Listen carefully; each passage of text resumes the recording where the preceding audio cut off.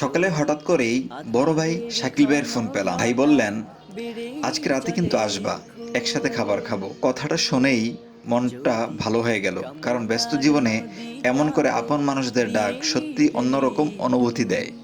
তখন আমি কুমিল্লাতে ছিলাম, কাজের মাঝেও মনে হচ্ছিল যাই হোক, আজকে ভাইয়ের সাথে সময় কাটাতেই হবে। আর দেরি না করে দ্রুত রওনা দিলাম বাড়ির পথে। রাত হয়ে গেল, অবশেষে ভাইয়ের কাছে পৌঁছালাম। গিয়ে দেখি সবাই অনেক আনন্দে আছে। হাসি, আড্ডা আর খাওয়া দাওয়ায় পুরো পরিবেশটা জমে উঠেছে। ভাইয়া আমাকে দেখেই বললেন, আসছো তাহলে চলো একসাথে বসি। এরপর আমিও সবার সাথে খাবারের টেবিলে বসলাম। একসাথে বসে খাওয়া, গল্প করা আর হাসির সেই মুহূর্তগুলো সত্যিই অনেক সুন্দর ছিল। মনে হচ্ছিল জীবনের আসল শান্তি হয়তো এমন ছোট ছোট সময়ের মধ্যেই লুকিয়ে থাকে।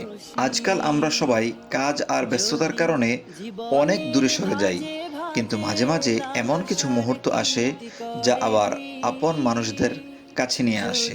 আর সেই অনুভূতিটা ক্যামেরায় ধরে রাখার জন্যই আজকের এই ছোট্ট একটি ব্লগ ভিডিও।